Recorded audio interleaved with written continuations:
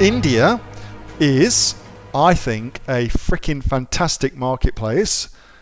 We have 2 brands that we are selling in India, and Jeff Bezos has said that he believes India is going to be the marketplace that will take Amazon to $1 trillion company. And they have poured $5 billion into India, into Amazon India. And it's always a good idea to follow money. So there's a lot of great things going for it. The other thing as well is, just like China, the middle class in India, to differentiate themselves from all other classes, tend to buy products from outside of India because they've got more cachet about them.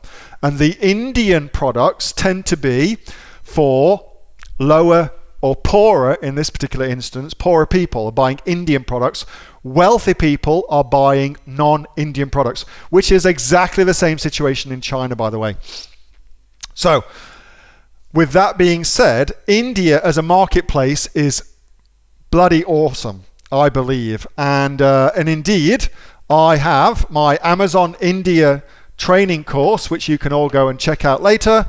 I'll give you all the link for it, because I just basically showed you exactly what I did. Send to all.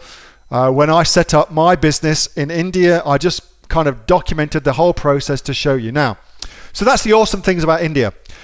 However, and it's a big however, it is a monumental pain in the arse to set up, to sell in India if you are not located in India. It is extremely frustrating to do, because unlike the Australian system of bureaucracy, India's system of bureaucracy moves at a glacial pace. It is, without doubt, one of the most frustrating things I've ever done. And the hardest thing is to open a bank account. That's one of the hardest things to do over there, is to open a bank account, which of course you need to start selling. So that's the hardest thing. Although World First and OFX are both working on solutions for that, in which case that's going to make things much, much easier. So yes, India's awesome. Yes, you should definitely sell there. But the question is this, and it's a question that you can really apply to most things in life actually.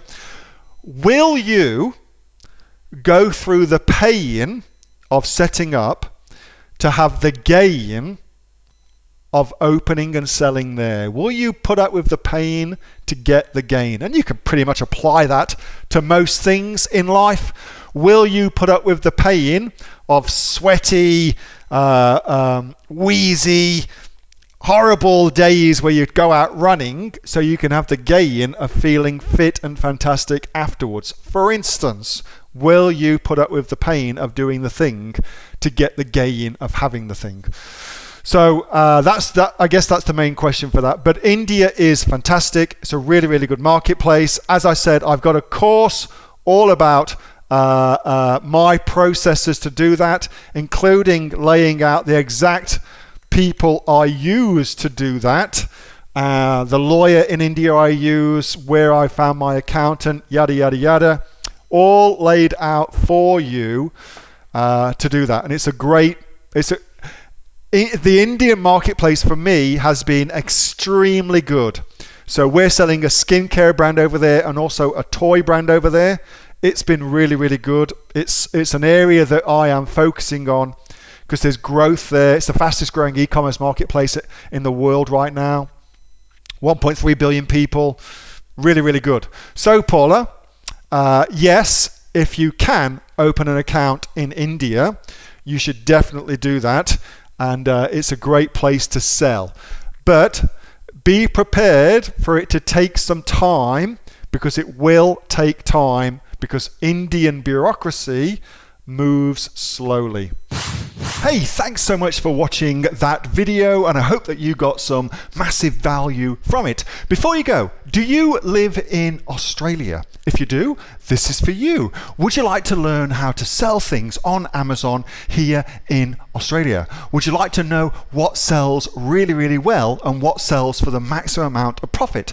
Would you like to know where you can source those products from, whether that be in China or here in Australia, and how to source them so you pay bottom dollar and get maximum value for what you're doing? If you do, please subscribe to my channel and like this video, and you'll learn that and much more. It's the exact same information that people like Jeff from New South Wales have used to make $45,000 a month on Amazon, that Sue, who's from the sunny coast, has used to purchase herself a brand spankly BMW every single year as a result of her e-commerce business, and the lovely Kate from Bowral in New South Wales has used to make $32,000 a year on a month, not a year, a month on Amazon, and indeed Anthony, who makes $15,000 a month on Amazon, selling, as he puts it, odds and sods. If you'd like to learn the exact same information that they use to maximize their profits for their Amazon businesses, subscribe to this video, like my channel, post below if you want me to teach you something. Okay, I'm out of here. Speak to you soon. Bye. Subscribe. Do it now.